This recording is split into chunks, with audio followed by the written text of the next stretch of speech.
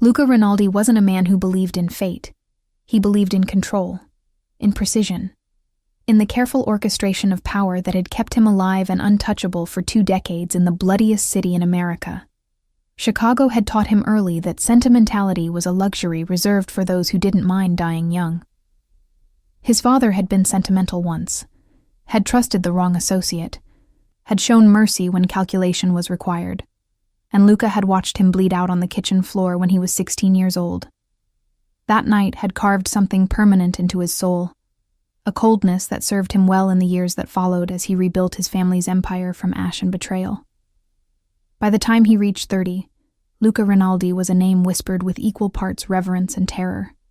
He didn't run street corners or dabble in petty theft. His operations were sophisticated, layered behind legitimate businesses, construction companies, import-export firms, a chain of upscale restaurants that served as both money-laundering fronts and actual culinary destinations. He understood that true power wasn't about being the loudest voice in the room.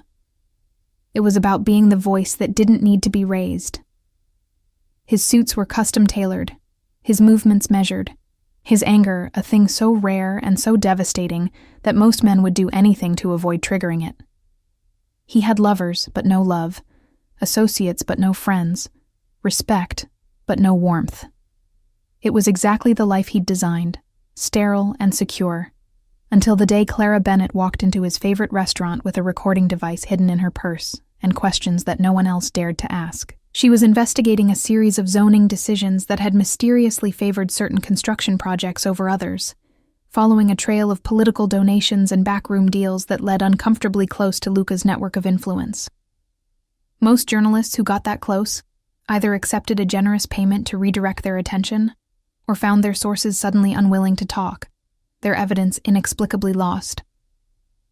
Clara was different. She showed up to interview the restaurant manager, asking pointed questions about property acquisitions and permit expeditions.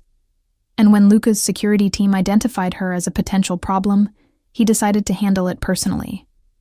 He expected to intimidate her with a carefully calibrated conversation over dinner, to assess whether she could be bought, threatened, or simply convinced that pursuing this story would be hazardous to her career and health. What he didn't expect was the woman herself.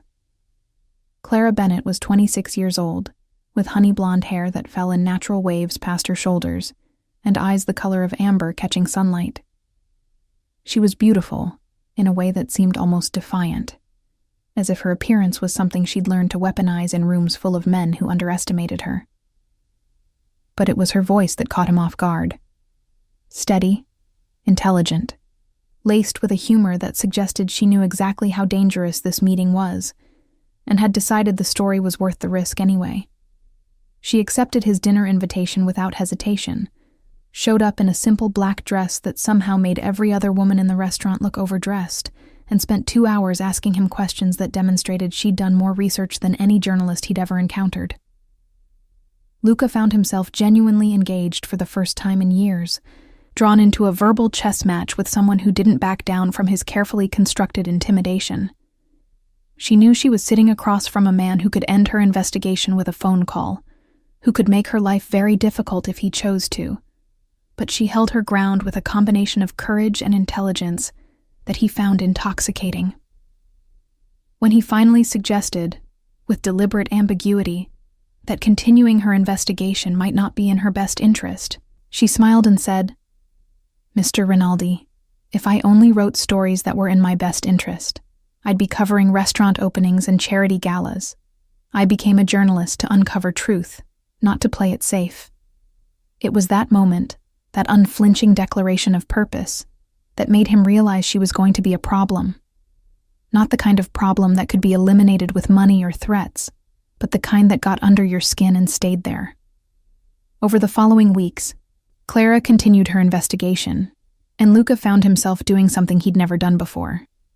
He started following her progress with genuine interest, rather than strategic concern. He had his people monitor her movements, not to intimidate, but to ensure her safety, because the world she was poking into had darker corners than even she realized.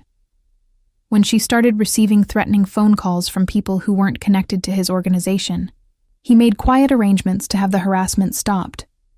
When her apartment was broken into, a crude intimidation tactic by a rival group who saw her investigation as an opportunity to destabilize his operations, he had his security team install new locks and a state-of-the-art alarm system while she was out conducting interviews.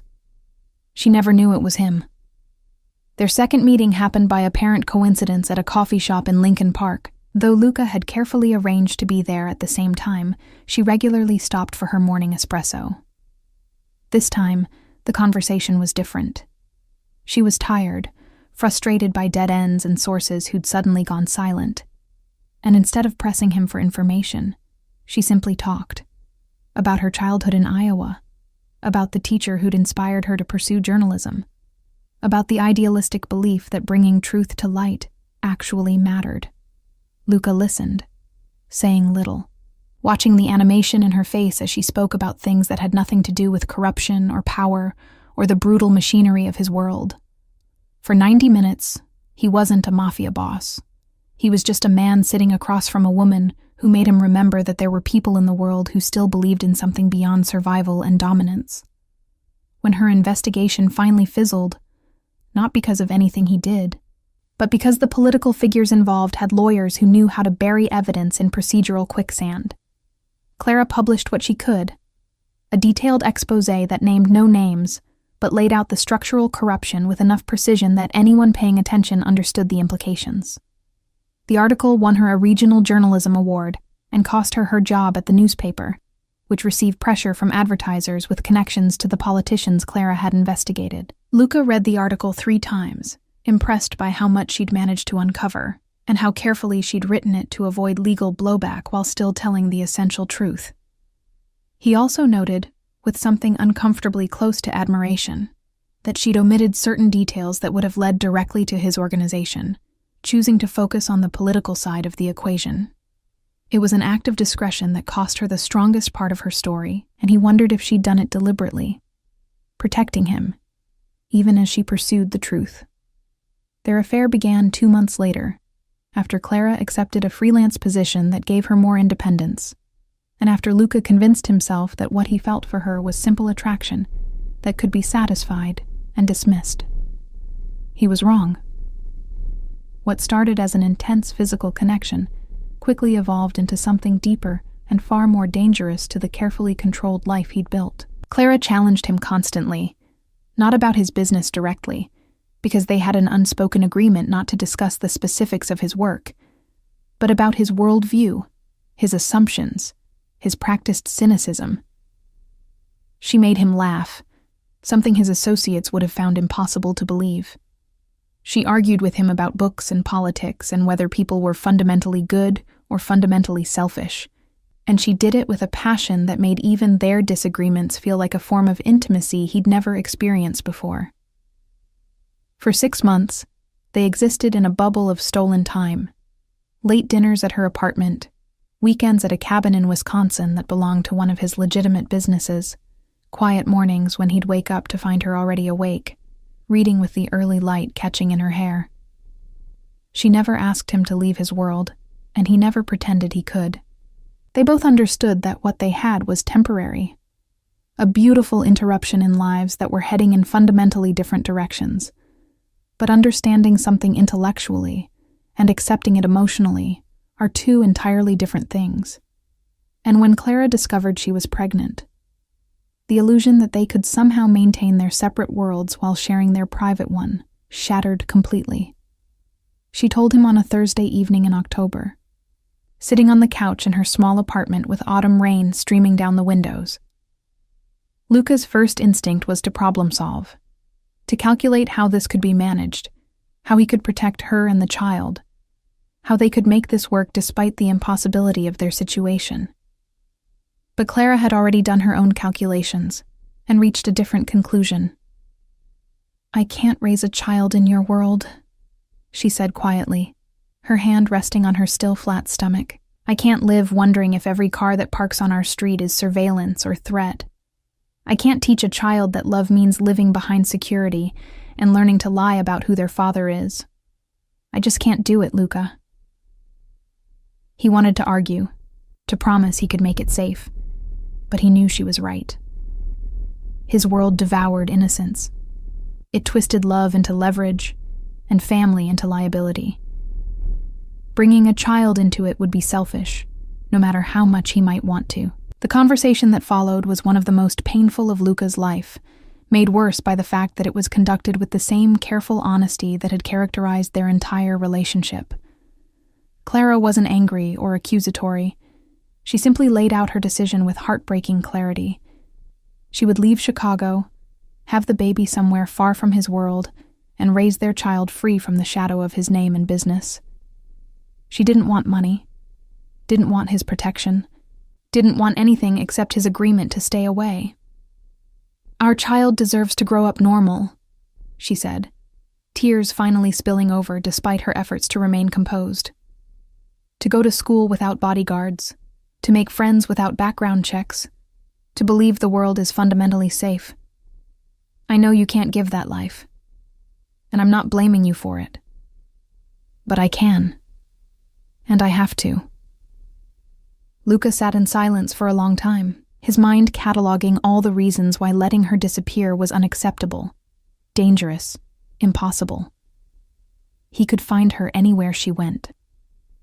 He had resources that would make hiding from him nearly impossible.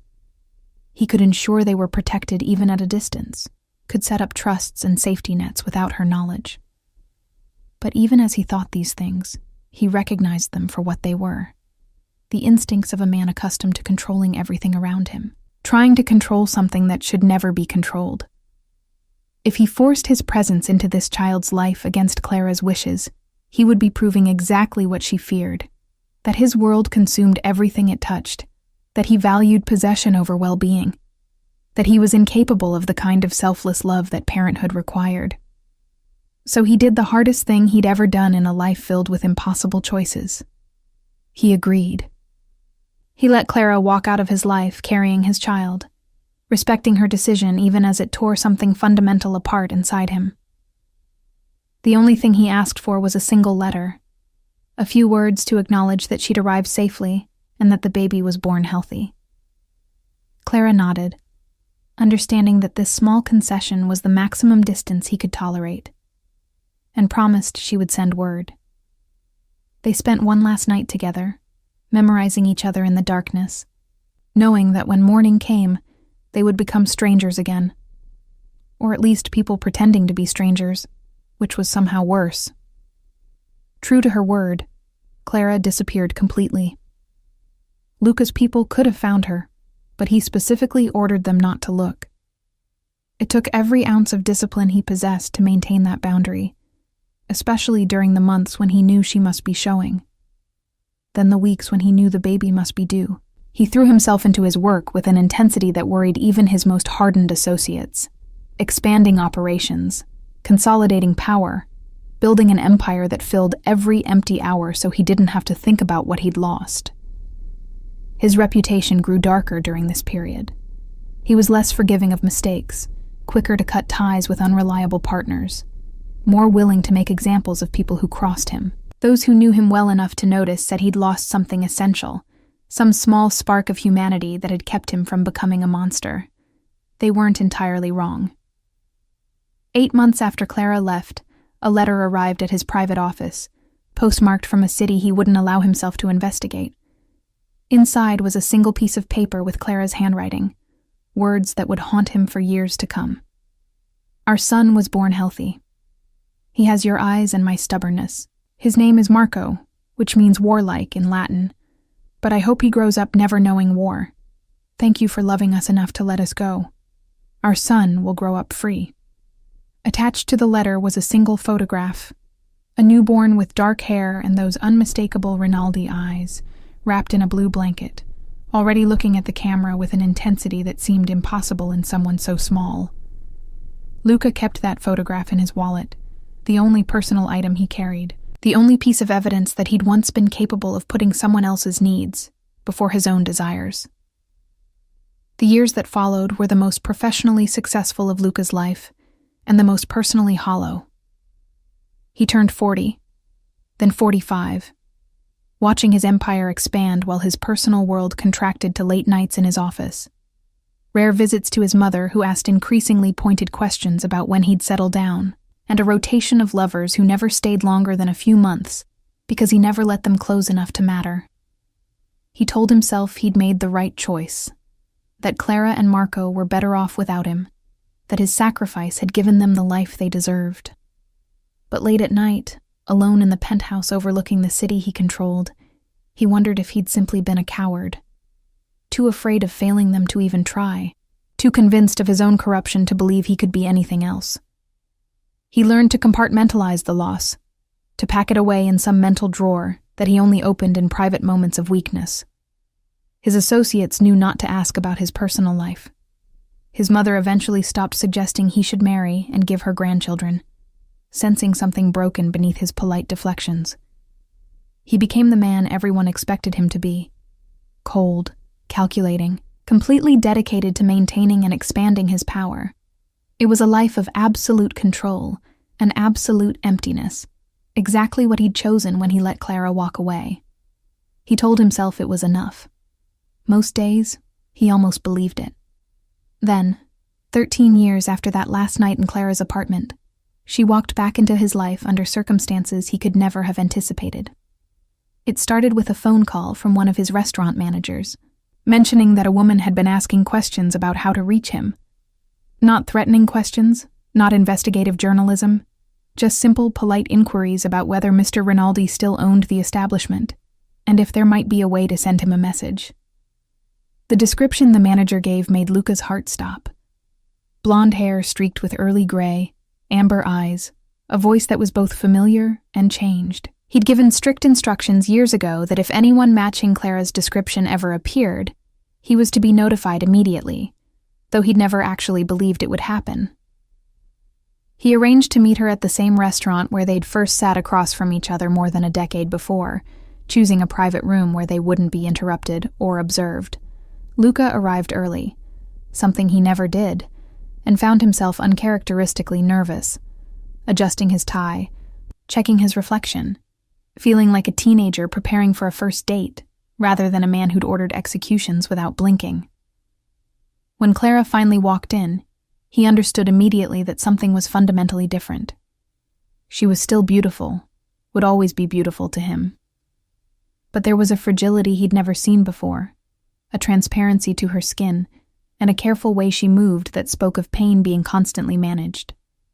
They sat down across from each other, and for a long moment, neither spoke. Then Clara smiled, that same devastating smile he remembered, and said, "Hello, Luca. I know you're wondering why I'm here, and I promise I'll explain everything. But first, I need to tell you that our son is extraordinary. Marco is smart and kind and everything I hoped he'd be. He's 13 now, starting to ask questions about his father, and I thought..." She paused, her voice catching slightly. "I thought he deserved to know you before it's too late." The phrase "too late" hung in the air between them like a physical presence, and Luca felt something cold settle in his chest. "Clara, what's wrong?" His voice came out rougher than intended, stripped of the careful control he usually maintained. She met his eyes, and he saw the truth there before she said the words. "I'm sick, Luca. It's called amyloidosis, a rare disease where abnormal proteins build up in my organs. The doctors found it 2 years ago, but by then it was already advanced. They've tried various treatments, but the prognosis isn't good. I have maybe 18 months, possibly less. I'm not telling you this to make you feel guilty or to ask for anything. I'm telling you because Marco deserves to have a father, and you deserve to know your son." The world seemed to tilt on its axis, and Luca experienced something he hadn't felt in over 2 decades. Complete helplessness. He was a man who could make problems disappear with a phone call, who commanded resources that most people couldn't comprehend, who had built an empire on his ability to control and influence outcomes. But sitting across from Clara, watching her calmly describe her own death sentence, he realized that all his power meant absolutely nothing. He couldn't threaten this disease, couldn't negotiate with it, couldn't make it disappear no matter how many doctors he flew in or how much money he threw at the problem. For the first time since his father's death, Luca Rinaldi was facing something he couldn't fix, couldn't control, couldn't dominate into submission. His first instinct was denial, to demand she see his doctors, to insist there must be other treatments, experimental protocols, something that could be done. Clara listened patiently as he laid out possibilities with an urgency that bordered on desperation, then gently interrupted.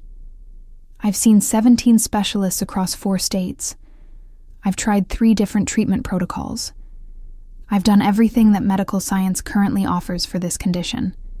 I'm not giving up, but I'm also not deluding myself about what's coming. I've known for 2 years, Luca. I've had time to accept it. Now, I need to use the time I have left to give Marco what I couldn't give him before. A connection to his father, a sense of where he comes from, an understanding of both sides of his heritage. The conversation that followed stretched across hours as Clara explained the life she'd built in Portland. A modest house in a good school district, a job teaching at a community college, a network of friends who'd supported her through diagnosis and treatment. She described Marco with obvious pride.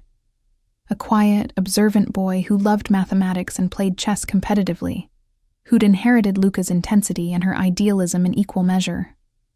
She'd told him that his father was someone she'd loved deeply, but couldn't be with due to circumstances beyond their control, and Marco had accepted that explanation until recently, when adolescence brought more complex questions about identity and belonging. He needs to know you, Clara said simply. Not the public version, not the criminal everyone whispers about, but the man I fell in love with, the one who exists beneath all the armor and calculation. Luca agreed without hesitation, though he had no idea how to be a father to a 13-year-old stranger, or how to navigate the impossible task Clara was proposing. Maintaining his life, while simultaneously introducing his son to it, in some sanitized version that wouldn't terrify the boy, or destroy the relatively normal childhood Clara had fought so hard to provide. They worked out an arrangement where Marco would visit Chicago during school breaks, spending time with Luca in contexts that were carefully curated to hide the darker aspects of his world. Clara would stay in the penthouse Luca maintained downtown, a space he rarely used himself, preferring his more secure residence in the suburbs. And they would figure out how to co-parent a dying woman's son and a stranger's child, across a chasm of secrets and lost time.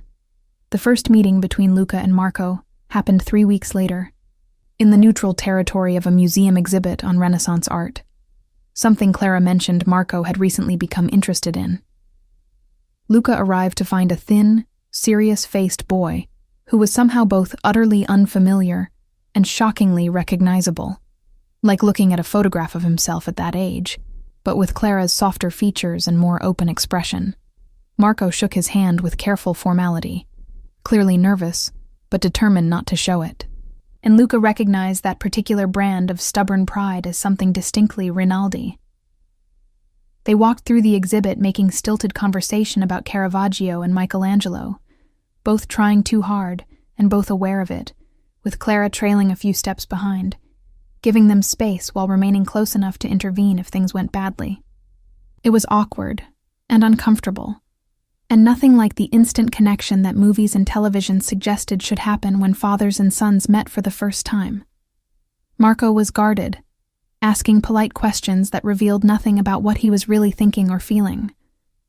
Luca found himself more nervous than he'd been during his first meeting with the commission, desperate not to say the wrong thing, not to disappoint this boy who'd grown up hearing some version of his story. By the end of that first afternoon, they'd managed maybe 30 minutes of genuine conversation, mostly about chess strategies, which Luca had learned from his own father, and could discuss with actual enthusiasm. It wasn't much, but it was a beginning. Over the following months, they built something that resembled a relationship through careful accumulation of small moments. Marco visited every few weeks, initially for day trips, then for weekend visits as he became more comfortable. Luca learned his son's routines and preferences, that he was vegetarian, that he loved old science fiction novels, that he had Clara's gift for seeing through bullshit and calling it out with devastating politeness. Marco learned about his father through observation more than explanation, that he was unfailingly punctual, that he treated service staff with courtesy, even as he commanded immediate respect from everyone around him. That beneath the controlled exterior was someone who felt things deeply, but had learned to hide it as a survival mechanism. Clara remained the bridge between them, translating each to the other, smoothing over moments of mutual incomprehension, helping them find common ground. But she was also visibly declining, her energy flagging earlier each visit, her pain medication increasing, her body slowly betraying her despite her determination to remain present and engaged. Luca watched her fade with a helpless rage that he kept carefully hidden from Marco, who was already dealing with the impossible grief of watching his mother die. In private moments, when Marco was asleep in the guest room and Clara sat up late because the pain made lying down uncomfortable, Luca would keep her company, bringing tea and blankets, and sitting in silence because words felt inadequate to the enormity of what was happening. It was during one of these late-night vigils that Clara made her unexpected proposal. They were sitting in his penthouse living room, the city glowing below them, and she turned to him with an expression he couldn't quite read, part resignation, part mischief, part something that looked almost like hope. "I've been thinking," she said carefully, "about how I want to spend the time I have left. I don't want to waste it being comfortable and safe in Portland. I don't want my last memories to be of doctor's appointments and well-meaning friends tiptoeing around the obvious. I want to feel alive, Luca. And the truth is, I felt most alive when I was with you." Luca stared at her, not quite understanding what she was suggesting.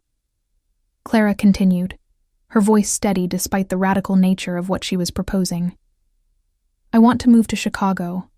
I want Marco to have more time with you, to really know you before I'm gone. And I want—" She paused, then pushed forward with characteristic courage. "I want to be part of your life again, not hidden away, not kept at a safe distance. I want to see your world, meet your people, understand what you built after I left. I know it sounds crazy. I know all the reasons why it's a terrible idea.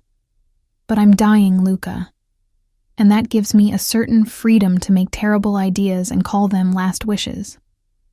The proposal was insane, dangerous, potentially catastrophic for the careful separation he'd maintained between his personal feelings and professional life. Bringing Clara fully into his world meant exposing her to risks he'd spent 13 years trying to protect her from. It meant acknowledging her presence to associates who would see her as either a weakness to be exploited or a liability to be eliminated. It meant shattering the carefully constructed walls between the different compartments of his life. Every rational part of his mind screamed that this was a mistake, that he should convince her to return to Portland where she'd be safe and comfortable for whatever time remained.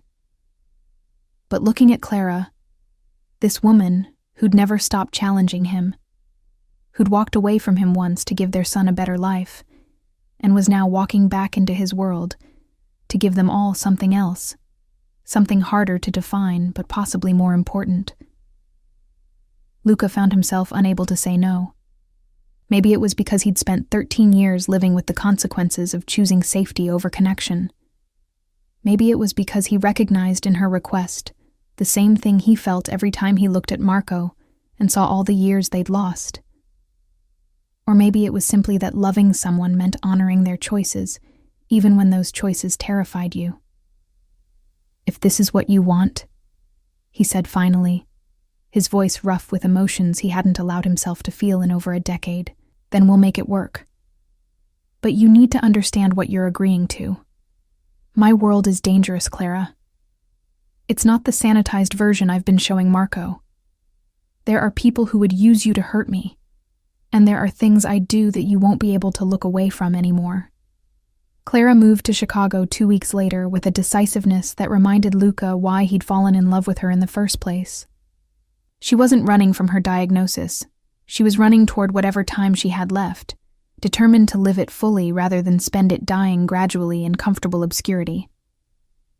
Marco transferred to a private school in the city, one of the few concessions Luca insisted on, a place with excellent security that wouldn't ask too many questions about his father's business or the occasional armed driver who dropped him off.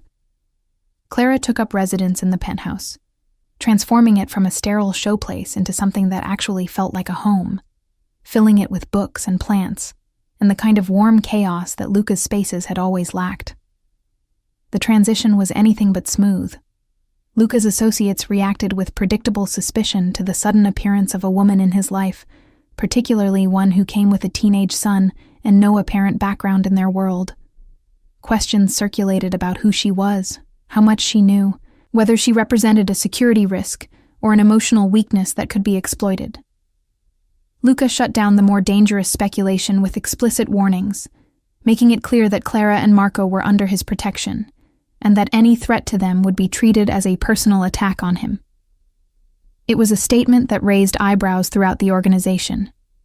Luca Rinaldi didn't make emotional declarations, didn't expose vulnerabilities, didn't tie his personal life to his professional authority in ways that could be weaponized. But something had shifted in Luca during those months of watching Clara decline and getting to know his son. The carefully maintained separation between the man who loved and the man who commanded had started to dissolve, forced by circumstances that wouldn't respect artificial boundaries. He found himself making choices he never would have considered before Clara's return, pulling back from particularly violent operations, rejecting business opportunities that would have required the kind of brutality he no longer wanted Marco to discover, even starting to explore legitimate expansion of his business empire. His underbosses noticed the change and worried about what it meant for the organization, but none dared to challenge him directly. Luca Rinaldi was still the most dangerous man in Chicago, even if he was currently distracted by domestic concerns. Clara, meanwhile, did something Luca found both fascinating and terrifying. She simply refused to pretend she didn't see what his world actually was. Unlike the previous women who'd orbited his life, either deliberately naive about his business or attracted specifically to the danger of it, Clara looked at everything with clear eyes and journalist's instinct for truth. She met his associates at carefully staged dinners and saw through every performance of legitimacy they offered. She recognized the security protocols and understood what threats they were designed to counter. She observed the respect that bordered on fear in how people spoke to him and knew exactly what that meant about the violence he was capable of commanding. And instead of recoiling or demanding he change, Clara did something unexpected. She started advising him. It began almost accidentally, during a conversation about a waterfront development project that was stalled by neighborhood opposition. Luca was planning to use traditional methods, pressure on the aldermen, strategic intimidation of the opposition leaders, making the resistance too costly to maintain. Clara listened to his strategy, and then quietly suggested an alternative. What if he actually addressed the community's concerns, built affordable housing into the development, created jobs for local residents, made himself the solution instead of the problem? It was naive, idealistic, exactly the kind of thinking that had no place in his world. But out of some combination of respect for her and curiosity about whether it could possibly work, Luca tried it, and watched in amazement as opposition melted into cautious support when people realized they were being offered partnership instead of conquest. It became a pattern. Clara would sit in on meetings, carefully curated ones that wouldn't expose her to the most violent aspects of his operations, and afterwards offer observations that came from a completely different worldview than the one Luca and his associates operated from. She pushed him to think about long-term reputation instead of short-term dominance, to consider how being known as someone who kept his word and treated people fairly might actually be more valuable than being known as someone too dangerous to cross. She suggested legitimate business opportunities that could be pursued alongside the criminal ones, gradually shifting the organization's center of gravity toward operations that wouldn't require Marco to lie about what his father did for a living. Luca's associates were initially skeptical, then increasingly intrigued as they watched Clara's influence transform their boss from a man who ruled through fear into someone who commanded respect through a more complex mixture of strength and integrity. She taught Luca, and through him, the entire organization, that power didn't have to mean destruction, that building something lasting required different skills than tearing things down. Under her guidance, Luca started making substantial charitable donations under his own name, rather than through anonymous channels, started showing up at community events, started being known as someone who invested in the city, rather than preyed on it. It was a dramatic reimagining of what a man in his position could be. And it only worked because Luca's reputation for ruthlessness remained intact, as a foundation beneath the newer, softer image. But even as Clara helped transform his public life, she was becoming increasingly private about her own condition. She hid how much pain she was in, how exhausted she felt, how many pills she took just to make it through a day. She attended events and dinners even when Luca could see the effort it cost her, determined to be present for Marco and to help Luca build this new version of himself before she ran out of time. Luca learned to read the signs. The way she'd lean slightly against door frames when she thought no one was watching. The careful way she'd lower herself into chairs. The increasing frequency of afternoon naps that she dismissed as simple tiredness, but which clearly indicated her body was failing. Marco, caught between adolescence and the awful knowledge that his mother was dying, responded by throwing himself into spending time with both his parents. He started asking more direct questions about his father's work, no longer satisfied with vague explanations about business and investments. Luca and Clara made the difficult decision to tell him an edited version of the truth, that his father's business operated in gray areas between legal and illegal, that some of what he did was morally complicated, that he'd built power through methods that couldn't always be justified, but that he was working to transform into something better. It was a lot for a 13-year-old to process, but Marco handled it with maturity that made both his parents proud, acknowledging the complexity without either condemning or idealizing his father. During this period, something remarkable happened. The three of them became a family. Not a conventional family, certainly. They lived in a penthouse with rotating security. Their dinner conversations included discussions of organizational restructuring and political influence, and their vacations required advanced security sweeps. But a family nonetheless. They developed routines and inside jokes.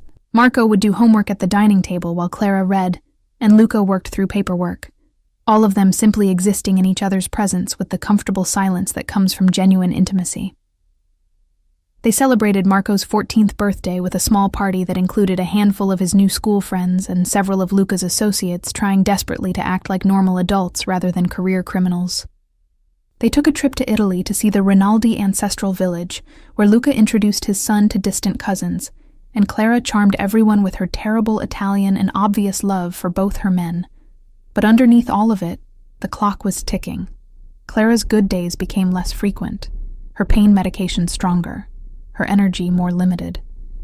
She started physical therapy to maintain mobility, then stopped when it became clear that maintaining was no longer possible. The goal had shifted to managing decline.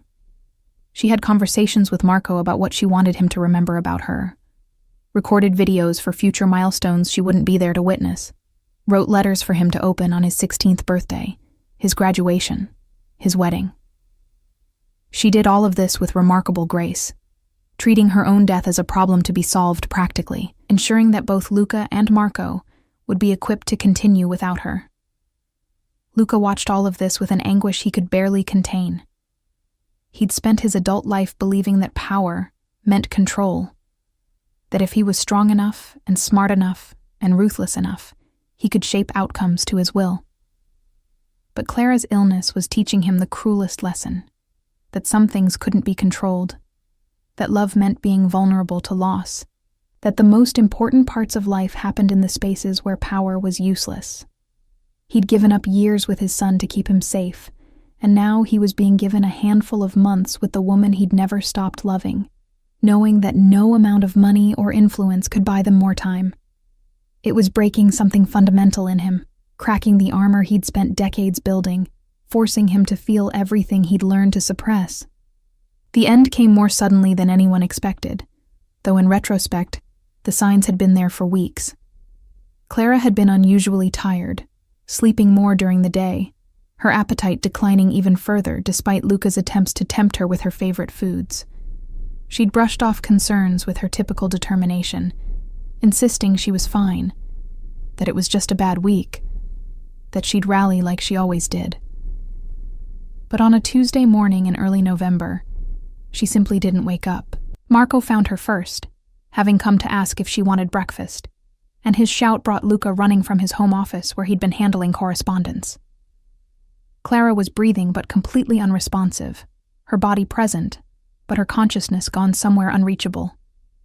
Luca's emergency physician, a doctor on permanent retainer who asked no questions about unusual injuries or suspicious circumstances, arrived within 15 minutes and conducted a quick assessment before calling for an ambulance. "Her organs are shutting down," he explained quietly, while Marco sat frozen on the couch, processing what was happening. "The disease has progressed faster than anyone anticipated. This is what they call end stage. Her body is failing systemically. We need to get her to the hospital immediately, but I need to tell you that her prognosis is extremely poor. You should prepare yourself for the possibility that she may never regain consciousness." The ride to the hospital was a blur of sirens and traffic, and Marco's tears and Luca's complete inability to process what was happening. He'd known this was coming, had known it for over a year now, but somehow that knowledge did nothing to prepare him for the reality of Clara unconscious, being wheeled through emergency room doors, surrounded by doctors asking questions about her medical history and current medications. He provided information mechanically, his mind operating on autopilot, while some deeper part of him simply refused to accept that this was actually happening, that Clara was slipping away, that all her strength and intelligence and fierce will to live weren't going to be enough to fight what was happening inside her body. They moved her to intensive care, a private room that Luca paid for immediately, where machines monitored every failing system, and nurses came in regularly to adjust medications and check vital signs. The neurologist, who eventually appeared, explained in careful, compassionate terms that Clara had slipped into a coma, likely triggered by the toxic buildup of proteins in her brain, combined with multiple organ failures. "Her body is shutting down," the doctor said, and Luca wanted to grab him, to demand he do something, to throw money at the problem until it was fixed.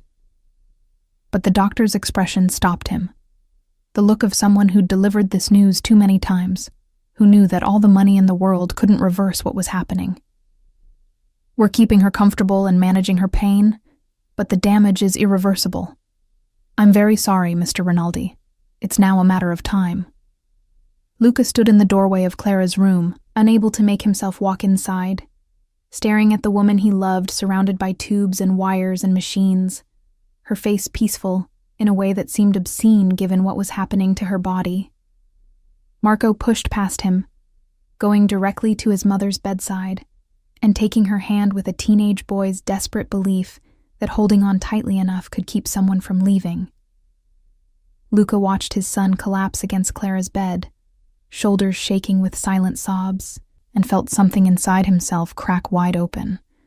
All the careful control, all the practiced discipline, all the armor he'd worn for decades simply shattering in the face of this moment.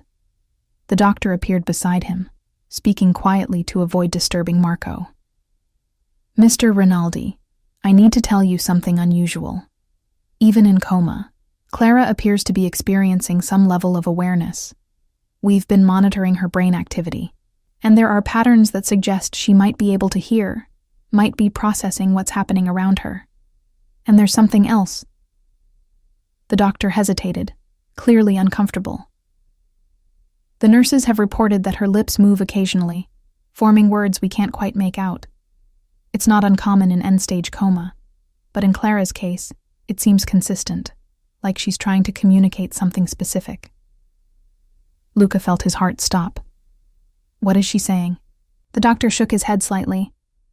"We can't be certain, but the night nurse swore she heard a name. She believes Clara is saying Luca, over and over, just your name. I can't verify that medically. Lip-reading someone in coma is hardly scientific, but I thought you should know. If she is aware on some level, she might be trying to reach you." The words hit Luca like a physical blow, stealing his breath, making the hallway tilt around him. Clara was dying, slipping away into the darkness, and even there, even at the very edge of everything, she was calling for him. He forced himself to move, to walk into the room, to approach the bed where his son clung to his mother's hand, and his... What was Clara to him now? His past? his present, the future he'd given up. All of those things and none of them. Something deeper and more fundamental than labels could capture. He stood on the other side of the bed, looking down at her face, and watched as her lips moved in a barely perceptible motion, forming shapes that could have been his name, or could have been nothing, just random movements of dying nerves.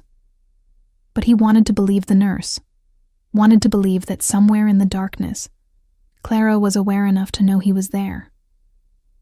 The hours that followed had a strange, suspended quality, like existing outside normal time. Marco stayed by his mother's side, talking to her about school and chess tournaments and funny things his friends had said, filling the silence with the sound of his voice, as if his words could anchor her to the world. Luca sat in the chair on the other side of the bed, holding Clara's other hand, his thumb tracing patterns on her palm that he wasn't even aware of making.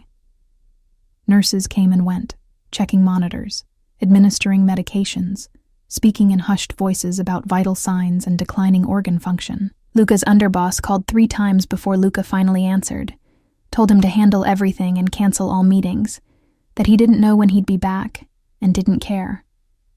As night fell and the hospital settled into its quieter rhythm, Marco finally exhausted himself, falling asleep in the chair with his head resting on Clara's bed, still holding her hand.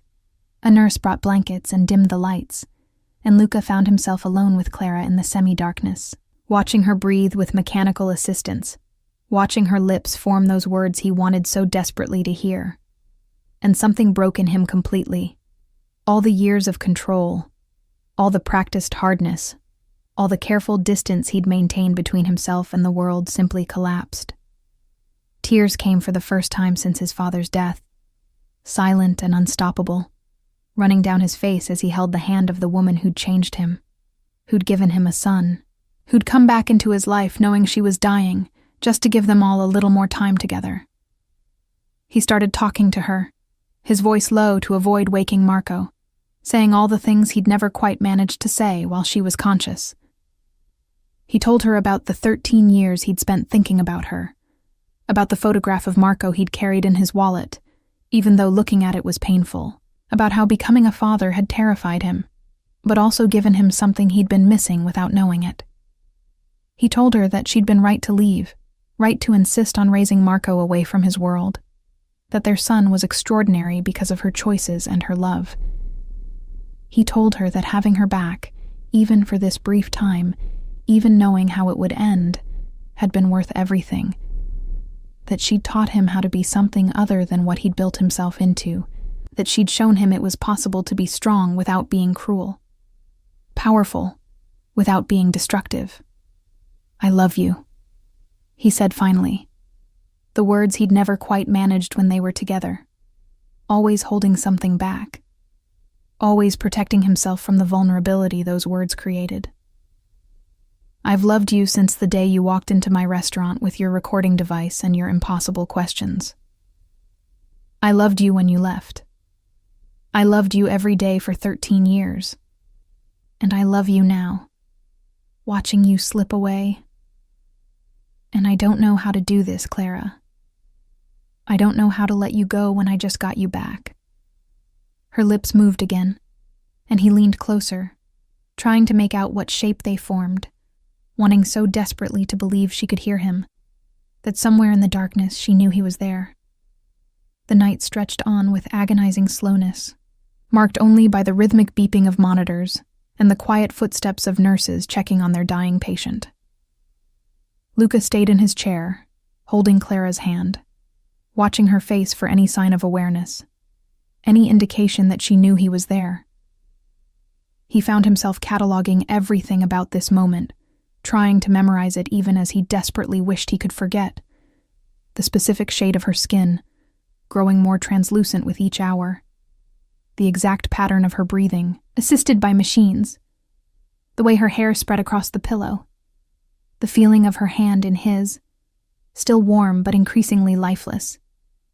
He was saying goodbye in the only way he knew how, by bearing witness, by refusing to look away even when everything in him wanted to run from this unbearable intimacy with loss. Marco woke near dawn, disoriented and stiff from sleeping in an uncomfortable chair. He looked at his mother, then at his father, and something passed between them. A recognition of shared grief, of mutual understanding that they were both losing the person who'd been their anchor. "She's really not going to wake up, is she?" Marco asked, his voice rough with sleep and tears. Luca wanted to lie, to offer false hope the way adults sometimes did with children. But he'd learned from Clara that honesty, even painful honesty, was a form of respect. "No," he said quietly. "The doctors say her body is shutting down. We're here to make sure she's not alone, to say everything we need to say, even if we don't know whether she can hear us."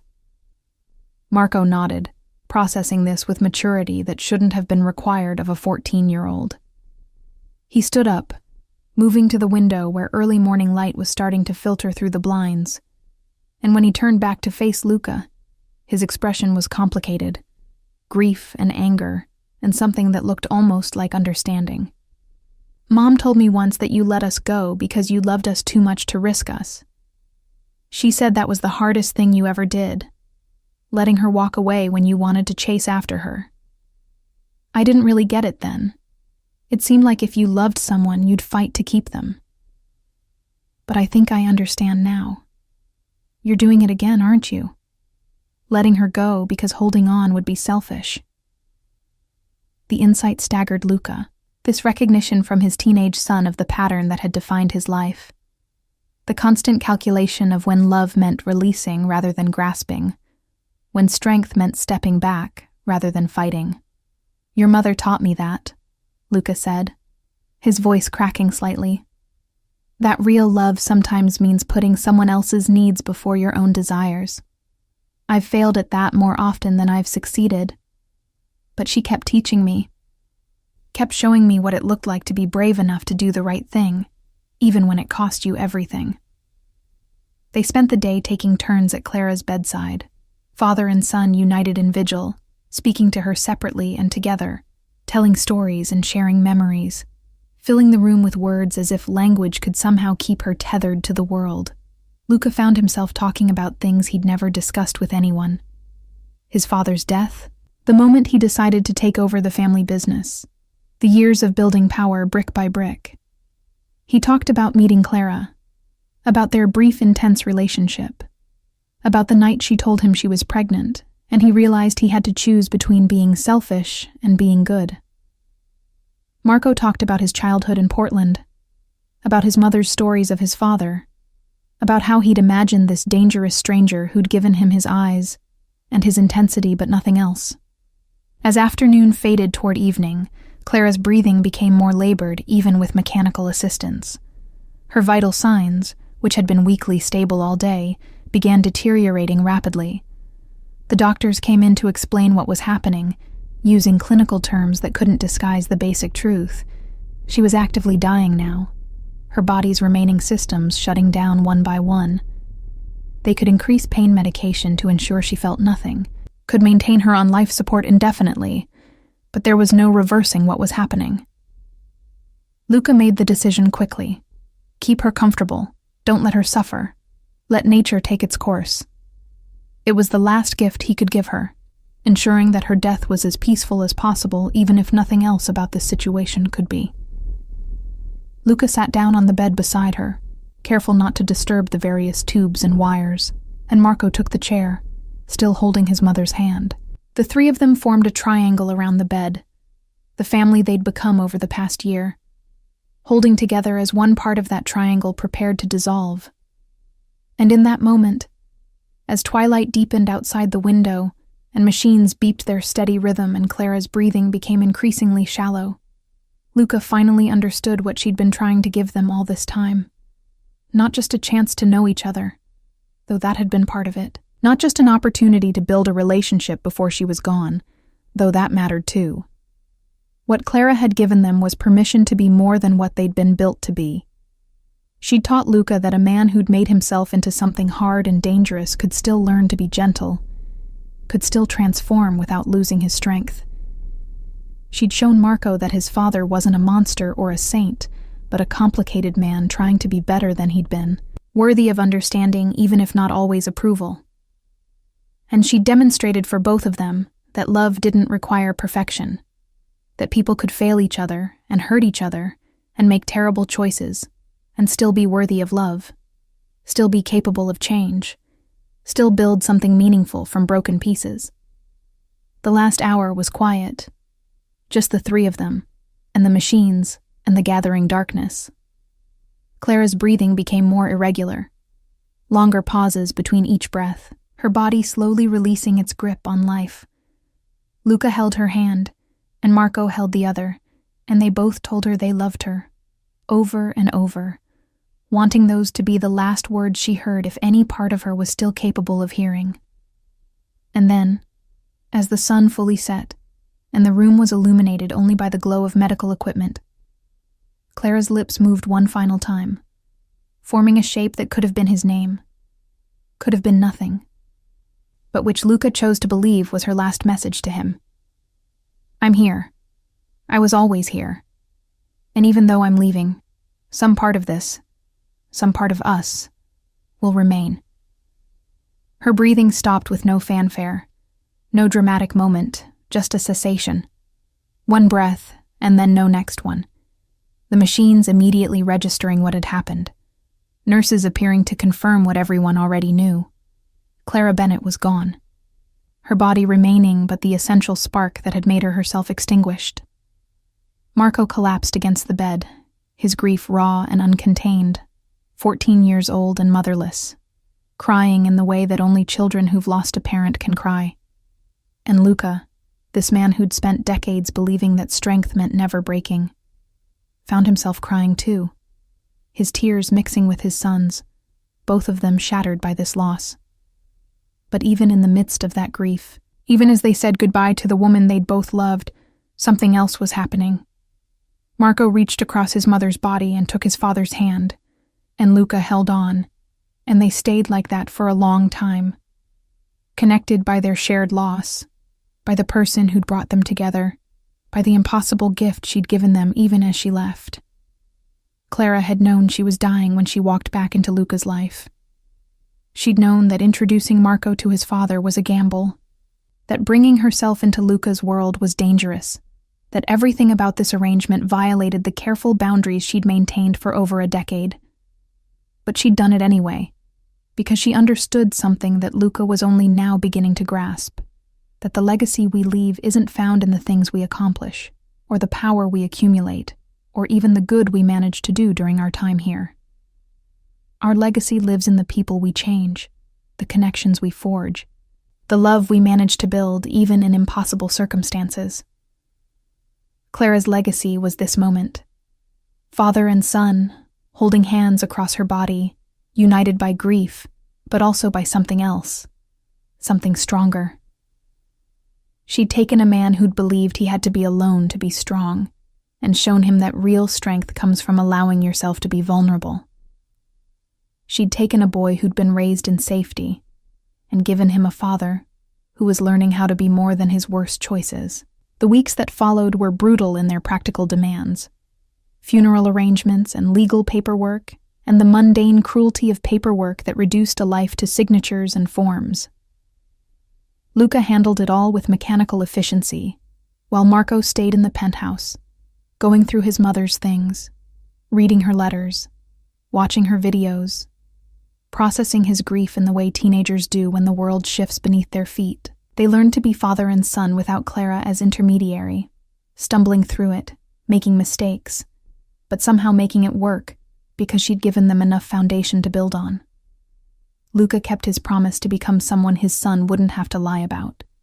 He systematically dismantled the criminal aspects of his empire, taking a significant financial hit to transform his organization into something that operated entirely on the legal side of the line. It took years, and required letting go of power he'd spent decades accumulating.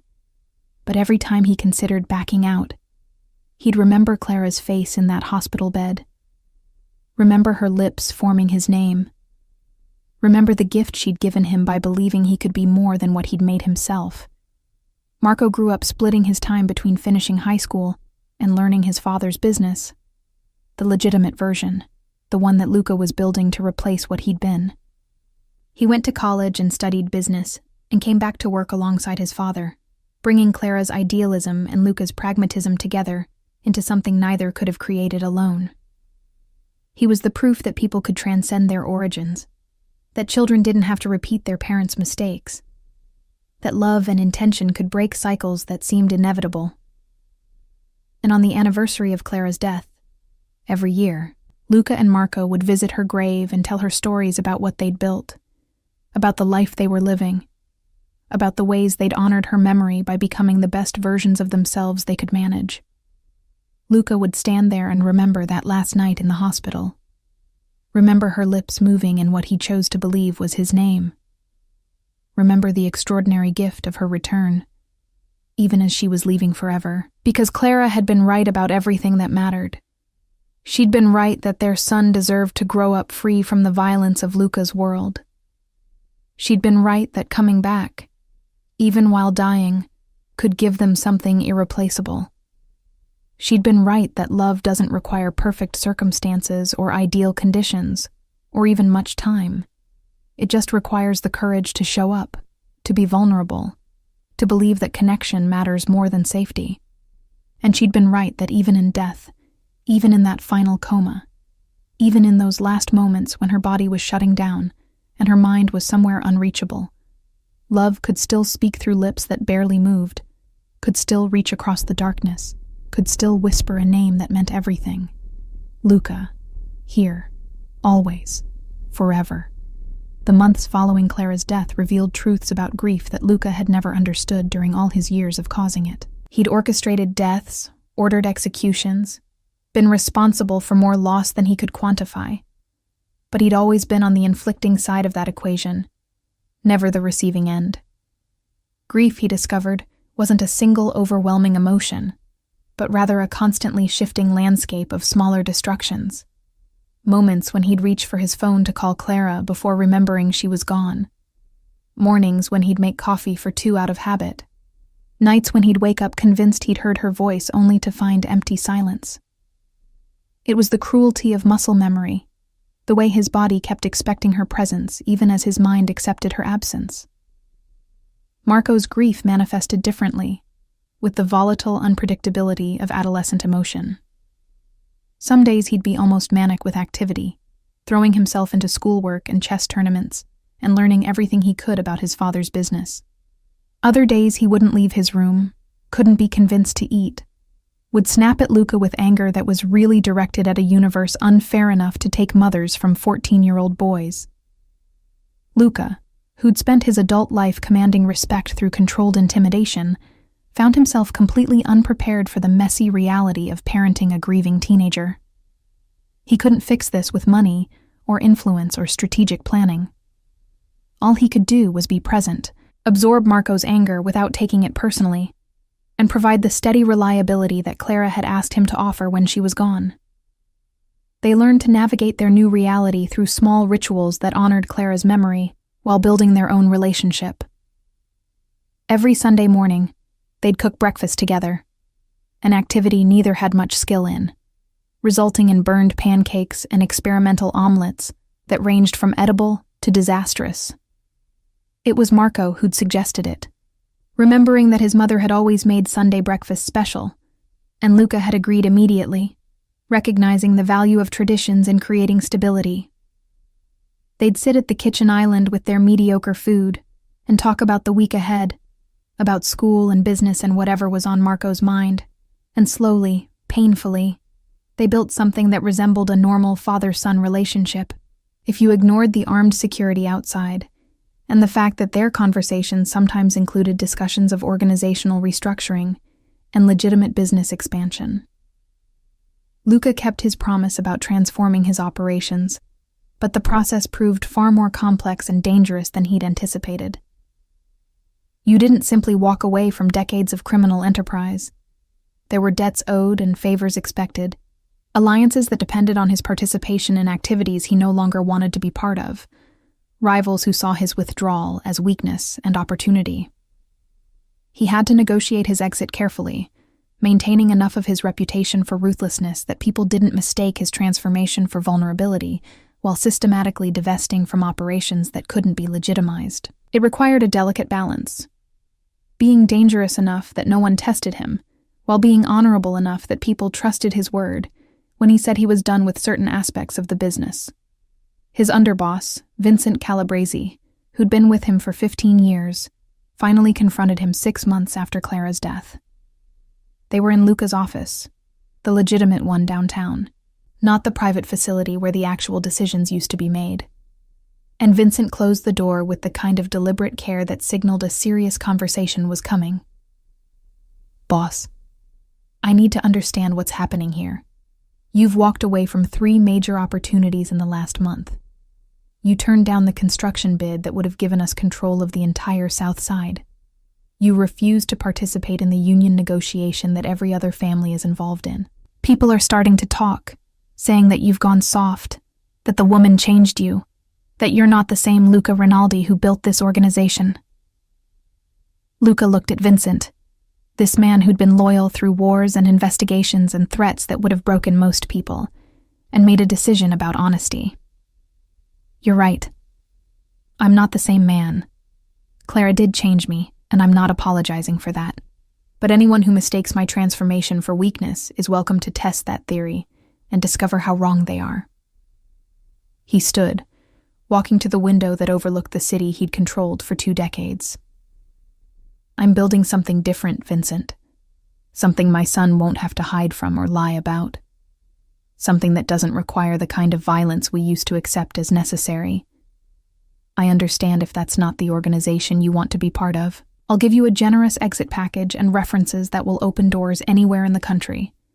But if you stay, you're staying for this version, not the old one." Vincent was quiet for a long moment, processing this ultimatum, weighing loyalty against the comfortable familiarity of the life they'd built together. Finally, he nodded slowly. "I'm in. Not because I think you're right about all of this. I still think you're taking unnecessary risks, giving up power you might need later. But I'm in because you've never steered us wrong before, and because I saw what that woman did to you. She made you human again, boss. Maybe that's worth more than I understood." It was the first of many such conversations, with associates choosing to either embrace the new direction or accept generous buyouts and recommendations to other organizations. Luca lost about 40% of his people in that first year, but the ones who stayed were the ones who understood that evolution wasn't weakness. It was survival of a different kind. The legitimate business empire he built was impressive in ways his criminal one never could be. He invested heavily in real estate development that included affordable housing and community benefits, started a venture capital firm that focused on minority-owned businesses, opened a foundation in Clara's name that provided college scholarships for students from disadvantaged backgrounds. He used every connection and every dollar of influence he'd accumulated through decades of operating outside the law to now work within it, and discovered that being known as someone who kept his word and treated people fairly opened doors that intimidation never could. It wasn't about redemption. Luca was too realistic to believe he could erase decades of choices that had hurt people. It was about transformation, about becoming someone his son could respect, about honoring Clara's belief that he was capable of being more than his worst decisions. Marco watched all of this with the sharp observation that came from being Clara's son. He'd inherited her journalist's instinct for seeing beneath surface narratives. On his 15th birthday, sitting in the penthouse after a small celebration with his school friends, he asked the question Luca had been waiting for. "Do you regret it? The life you lived before? The things you did?" Luca considered lying, offering some sanitized version that would make him more sympathetic, but Clara had taught him that teenagers deserved honesty. "I regret some of it. The violence that was about ego instead of necessity. The times I chose intimidation when negotiation would have worked. The people who got hurt because I didn't care enough about collateral damage. But I don't regret building something from nothing, or protecting people I cared about, or surviving in a world that would have destroyed me if I'd been weaker. Life isn't morally simple, Marco. Good people do bad things. Bad people do good things. Your mother understood that better than anyone. She saw exactly who I was and loved me anyway. Not despite my flaws, but including them. That conversation marked a shift in their relationship. From father managing son to something more like partnership. Marco started asking deeper questions about the business, about the transformation Luca was attempting, about how to balance pragmatism with principles. He'd inherited his mother's idealism, but was developing his father's strategic mind, and the combination made him uniquely suited to understand what Luca was building. They started working together more formally, with Marco spending summers and school breaks, learning various aspects of the legitimate operations, asking questions that challenged assumptions, bringing fresh perspectives that helped Luca see opportunities he would have missed. But grief remained the third presence in their lives, the ghost that joined them for every meal and every conversation. They learned to talk about Clara naturally, sharing memories and inside jokes, keeping her present through stories, rather than trying to move past her as if she'd never existed. Luca told Marco things he'd never told anyone. About their first meeting, about the intensity of their brief time together, about the letter she'd sent announcing Marco's birth, and how he'd read it hundreds of times over the years. Marco shared his own stories of growing up with a single mother who'd been both parents, who'd been honest about his father existing, but unavailable, who'd never spoken badly about Luca, despite having every reason to be angry about his absence. 2 years after Clara's death, on what would have been her 45th birthday, Luca and Marco drove to the cemetery where she was buried. It had become their tradition, these visits that marked time passing without her. They brought flowers, yellow roses, which had been her favorite, and sat on the grass beside her headstone, which read simply, Clara Bennett, journalist, mother, teacher of better ways. It was Marco who'd chosen those words, capturing in 7 words what she'd been to all of them. They sat in comfortable silence for a while, then Marco spoke quietly. I think she knew, you know. When she came back to Chicago, when she decided to bring me into your world, I think she knew exactly what she was doing. She was building us, making sure we'd have each other after she was gone. Mom was always about the long game, always thinking 3 steps ahead like you taught me to do. Her last investigation wasn't about corruption or politics. It was about making sure her family would survive without her. The insight was so profound, so exactly right, that Luca felt tears sting his eyes for the first time in months. Clara had been playing the longest game of all, not just introducing father and son, but weaving their lives together so completely that her absence, while devastating, wouldn't destroy the structure she'd built. She'd taught Luca how to be vulnerable enough to parent, taught Marco how to understand complexity without losing his moral center, taught both of them that love meant showing up, even when circumstances were impossible. She was the smartest person I ever met, Luca said finally. Smarter than me.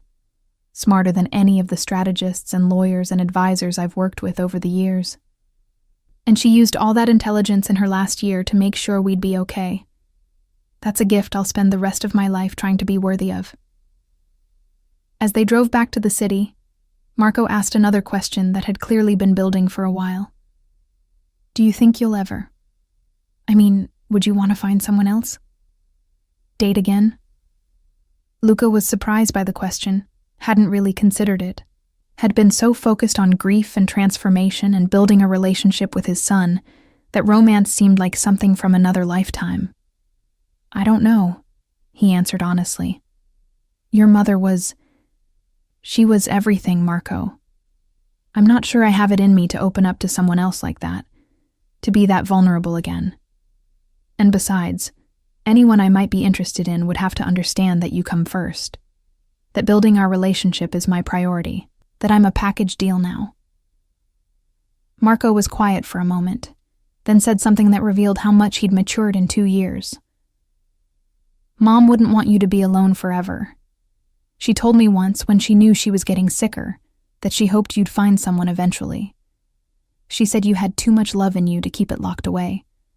That part of her gift was teaching you how to feel again, and she'd hate to think that gift died with her. The conversation stayed with Luca, planted a seed that would take time to grow, but which marked the beginning of him considering that life after Clara might include more than just work and parenting. That someday, when enough time had passed, he might be capable of opening his heart again. The transformation of his organization continued steadily over the following years. By Marco's 17th birthday, the Rinaldi Empire was almost entirely legitimate, a network of successful businesses that operated transparently, paid taxes fully, and contributed to the community openly. There were still whispers about where the money had originally come from, still people who remembered what Luca had been, but increasingly he was known as a businessman and philanthropist rather than a criminal. The Clara Bennett Foundation had become one of the most respected scholarship programs in the Midwest, sending dozens of students to college every year. The affordable housing developments his company built were models of how to do urban development responsibly. The businesses he'd invested in were creating jobs and opportunity in neighborhoods that had been written off by conventional investors. Marco graduated high school with honors and acceptances to multiple prestigious universities. The night before he was supposed to make his final decision about which school to attend, he came to Luca with a proposal that was vintage Clara in its careful thought and moral complexity. I want to take a gap year, work with the foundation, learn the business from the ground up, spend time understanding what you've built before I go off to study business theory in a classroom.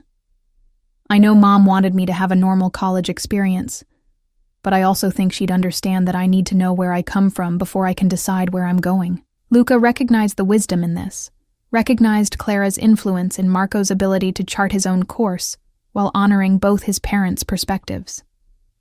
They agreed on the gap year, with the understanding that Marco would still go to college the following year, would still get the education Clara had valued so highly. That year, working together deepened their relationship in ways Luca hadn't anticipated. Marco brought fresh energy to the businesses, asked questions that challenged comfortable assumptions, connected with younger employees and community members in ways that Luca couldn't.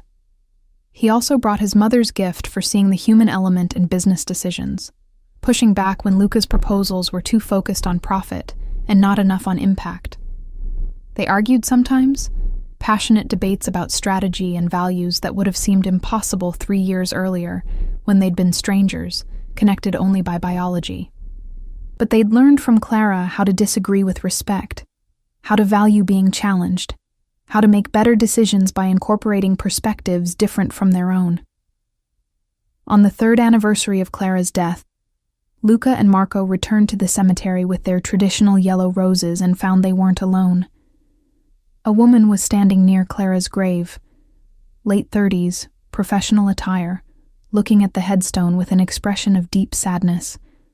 She turned when she heard them approach, clearly startled.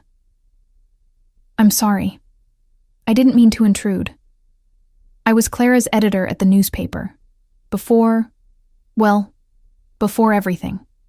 I try to visit once a year, to remember her and the impact she had. Luca and Marco introduced themselves, and the woman's eyes widened with recognition. You're Marco? And you must be. Clara talked about you both. Near the end, when she knew she was dying, she told me that her greatest accomplishment wasn't any article she'd written or story she'd broken. It was bringing the two of you together, teaching you how to be better than circumstances suggested you could be. The conversation that followed was emotional and illuminating. The editor, whose name was Patricia Rodriguez, shared stories about Clara's work, her dedication to truth, her compassion for the people she interviewed, her belief that journalism could actually change things if done with enough integrity. She told them about articles Clara had written but never published, investigations she'd started but abandoned when her illness progressed, dreams she'd had about exposing corruption and holding power accountable. She was brilliant, Patricia said, tears sliding down her face. One of the best journalists I ever worked with. And she gave it all up. Her career, her ambitions, everything. To spend her last year building a family instead of breaking stories. I didn't understand that choice at the time. I thought she was wasting her talent. That fear of death had made her abandon her principles. But now, seeing you both, understanding what she was building, I think maybe it was the most important work she ever did. After Patricia left, Luca and Marco sat by Clara's grave in silence, processing this new perspective on her choices. Finally, Marco spoke. She really did see us as her masterpiece, didn't she? Like she could have spent that last year trying to make one more great article, win one more award, cement her legacy as a journalist. But instead, she chose to invest everything she had left into making sure we'd become who we needed to be. That's a lot to live up to. Luca nodded, feeling the weight of that responsibility settling over both of them. They were Clara's legacy now, her last and greatest project, her proof that people could change and families could heal and love, could triumph over circumstances that should have made it impossible. As they drove back to the city, watching the sun set over the skyline that Luca had once dominated through fear and now influenced through legitimate power, Marco said something that captured everything they'd been building. I think I finally understand what Mom was trying to teach us. It's not about being perfect, or erasing the past, or pretending we're something we're not. It's about being brave enough to evolve, to let love change us, to believe that who we're becoming matters more than who we've been. And as long as we keep doing that, as long as we keep trying to be the people she believed we could be, she's not really gone. She's in every decision we make, every person we help, every time we choose the harder right instead of the easier wrong. Luca reached over and squeezed his son's shoulder. This young man who'd somehow become wise beyond his years through grief and love, and Clara's carefully planned last gift to them both. Your mother would be so proud of you, Marco. Of the man you're becoming. Of the way you honor her memory not through sadness but through action. She's proud of both of us, I think, for taking what she gave us and building something good from it.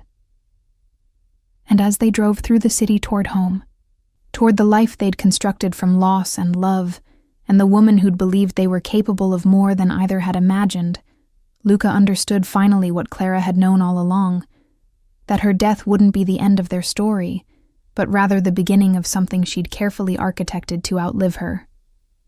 A legacy built not on what she'd accomplished, but on who she'd helped them become. A love so powerful that even death couldn't diminish it, only transform it into something eternal.